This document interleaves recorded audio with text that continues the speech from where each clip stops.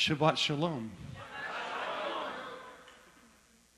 I was thinking about Shabbat Shalom. It's like one of those code words for Messianic Judaism, right?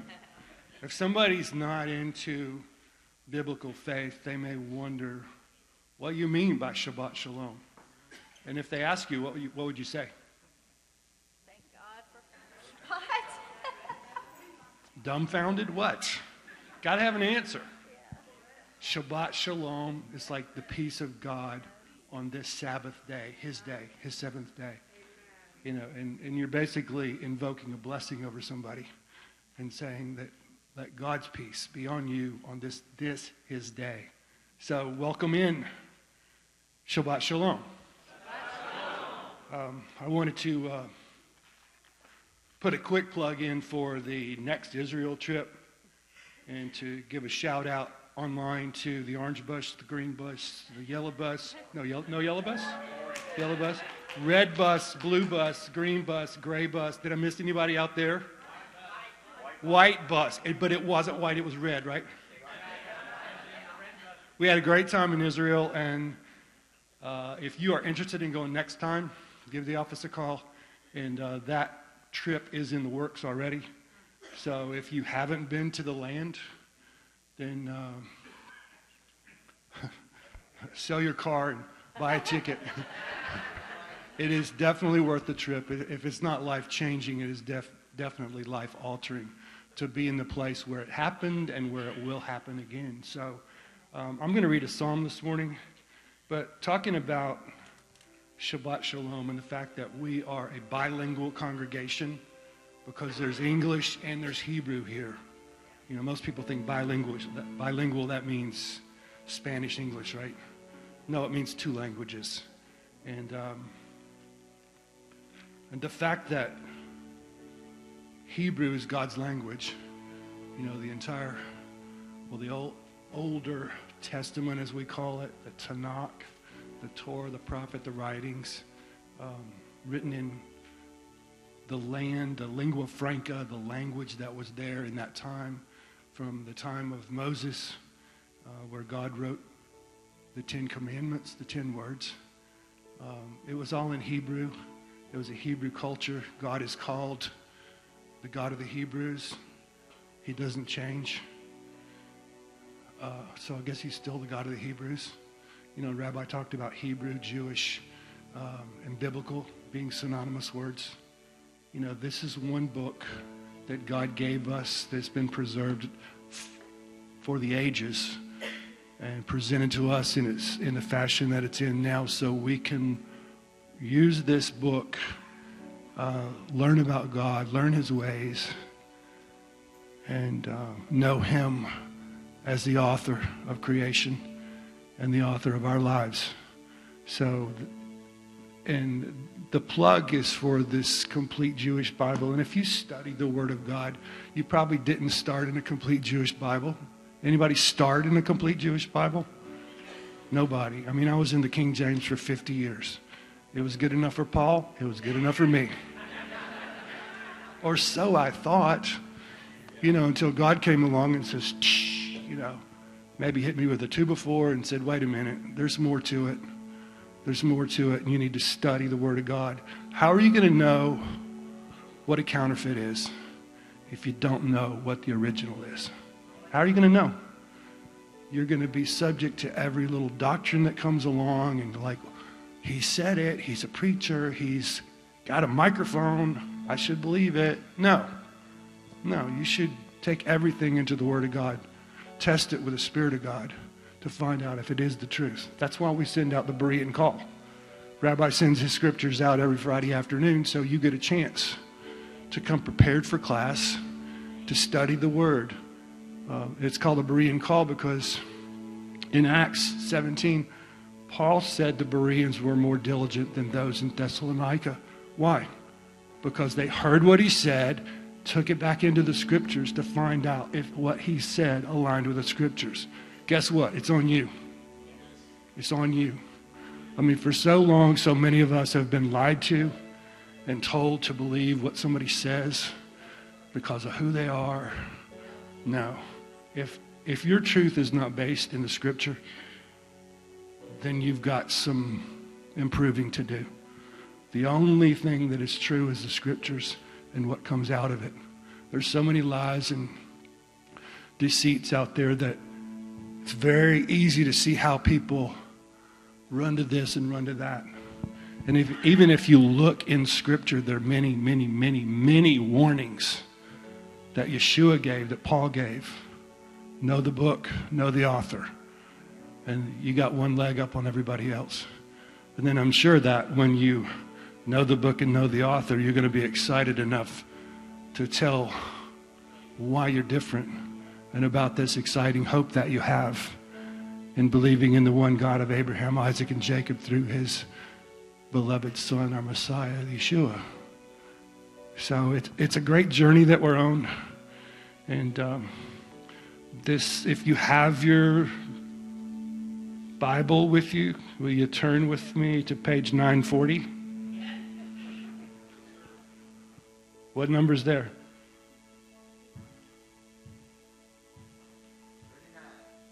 149. I'm in the complete Jewish Bible.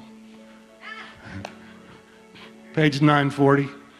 It's kind of like in the middle of the book. And it starts with one of those Hebrew words that I don't know if you know what it means. A lot of people don't know what it means. A lot of people say words they don't know what it means. You know, it's hallelujah. And what does it mean? It's a Hebrew word. We get it translated. It's not written in the Hebrew script. It's not written in Hebrew, but it's translated or transliterated into English because we're an English-speaking people. You know, the United Kingdom went around the world making English the language of the world. So that's when we got an English Bible. And hallelujah means, if you take it apart, hallel is praise, and the lu is to. Yah is a familiar word or name for God. So praise the Lord is how we can put it in this context in America, in American English. But it's a command that you give your soul. When you say hallelujah, you're telling your soul to praise God. The author and finisher of our faith, the creator and our redeemer. So, hallelujah. Hallelujah. And this starts with sing to Adonai a new song. So here we are. The psalmist is commanding us, or putting it in that tense that says, this is what you should do. This is what you should do. Sing to Adonai a new song. And we know new in the Hebrew is oftentimes referred to as renewed, like the moon.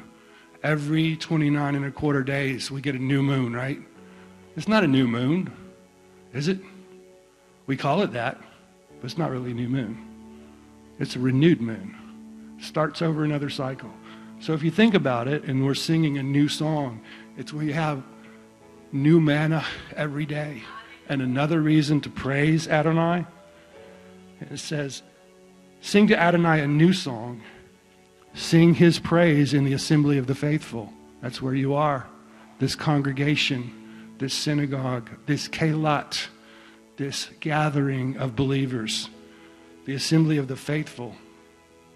The ones that believe in the one true God. And then it says, let Israel rejoice in their maker. Where do we see maker? In a couple of Psalms back. Psalm 100. It's he that hath made us and not we ourselves. We're giving reverence to our maker. And let Zion's children take joy in their king. A lot of times you'll see Zion in Scripture. What does it refer to? You know, David captured the city of Zion, Mount Zion, 2 Samuel. It refers to not only that place, but a bigger encompassing thing of God's people. Just like Israel refers to God's people. Not only the descendants of Abraham, Isaac, and Jacob, and his 12 tribes, but also those that are grafted in. Those who have come alongside. Those who Isaiah said joined themselves to the people of God. So if you're born here or grafted in here, you're a part of us. Let them praise his name with dancing. Make melody to him with tambourine and lyre. Bombastic praise. Spinning around wildly crazy. Micah resented David because of the joy he exhibited. He was just so lost in his God. And she didn't like it. But you know what? He didn't care. Because he was giving thanks to his God. The one that he acknowledged as being his source of life. So it's okay.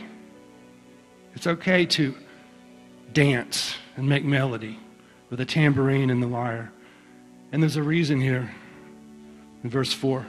For Adonai takes delight in his people, his chosen people, his treasured possession, his segulot in Hebrew.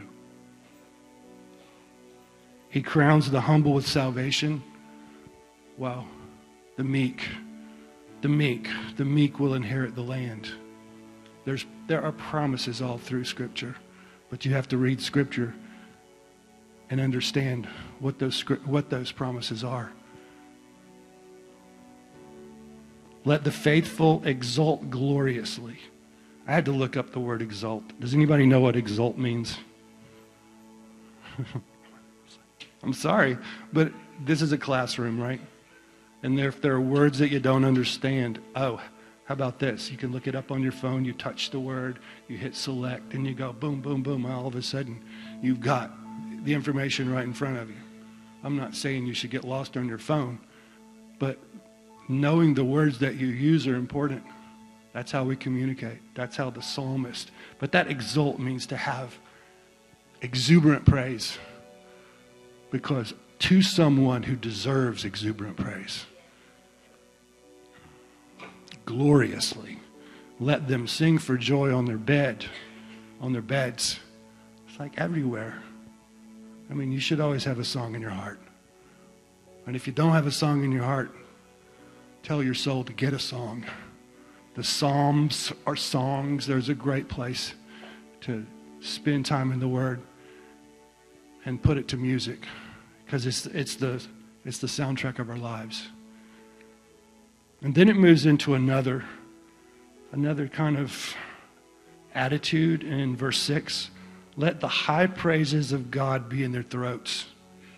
Another version says in their mouth. But in their throats, man, it's just like, well, it's inside, and then it's going to come out. Let the high praises of God, because he's high, he's most high. El Elyon, the most high God. Let the high praises of God be in their throats. But, there's always a but. A two-edged sword in their hands. And think about the context of when this was written, 1,000 years. David lived about 1,000 years BC. David wrote half the Psalms. This one doesn't have an author, but you can put it in a time frame of 1,000 years, 3,000 years ago, when Israel had come into the land and their enemies were still there. So on one plane, this was written to a people that had to fight with their hands for the promises that God gave them. And then it goes on to say, to carry out vengeance on the nations. These are the other nations around them that surrounded them, just like today. All the Arab nations are around the land of Israel. And to punish the people. So this was like on the ground kind of combat. Ready? Did you think about that? There was bloodshed. There was bloodshed. Carry out the vengeance on the nations and punishment on the people, to bind their kings with chains and to put their nobles in irons, to execute the judgments decreed for them. In other words, God had already made the judgments. And where do we see that? The judgments decreed for them. You flip into Revelation, into 17. And it's talking about the enemies of God will go to war against the Lamb, but the Lamb will defeat them because he is the Lord of lords and the King of kings. And those who are called, chosen, and faithful will overcome along with him. In the last verses, and this will glorify all his faithful. So we can share in that victory, knowing that I'm the flea in the elephant's ear that worked hard in the jungle all day. You got that? I mean, we play a small part in God's victories, but it's a huge part.